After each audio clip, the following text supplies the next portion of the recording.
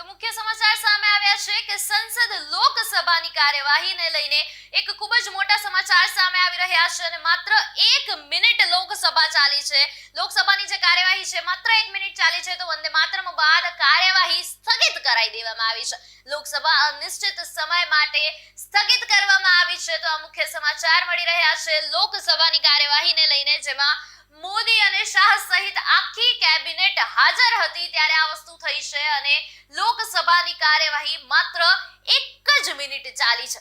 મુખ્ય સમાચાર સામે આવ્યા છે તો વંદે માતરમ બાદ કાર્યવાહી જે છે એને સ્થગિત કરી દેવામાં આવી છે અને લોકસભા અનિશ્ચિત સમય માટે સ્થગિત કરી દેવામાં આવી છે.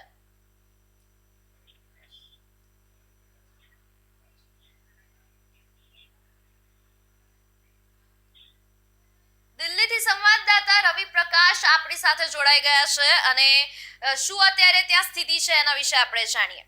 જી बिल्कुल अंजलि, आज मानसून सत्र का आखिरी दिन है और जैसे ही उम्मीद यही जताई जाती थी, जैसे ही सत्र शुरू होगा तो विपक्ष की तरफ से हंगामा देखने को मिलेगा. वही जैसे ही सत्र शुरू होता है और वैसे ही विपक्ष की तरफ से जोरदार हंगामा देखने को मिला है.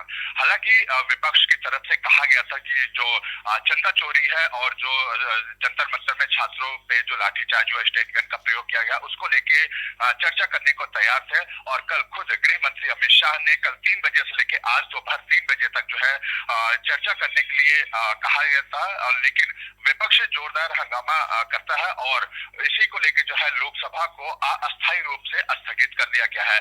हालांकि इसके बाद जो है एक मीटिंग भी ओम बिरला के कार्यालय में शुरू होती है, जिसमें खुद प्रधानमंत्री नरेंद्र मोदी और गृह मंत्री अमित शाह मौजूद है. और आगे क्योंकि आज आखिरी दिन है तो ऐसी स्थिति में जो विपक्ष की तरफ से जो मुद्दे हैं उसको सुचारू रूप से उस पर चर्चा करना है. इन सभी चीजों को लेकर बैठक चल रही है. हालांकि अब देखना ये होगा कि क्या दोबारा से लोकसभा जो है दोबारा से शुरू होता है या दोबारा से विपक्ष की तरफ से हंगामा देखने को मिल सकता है.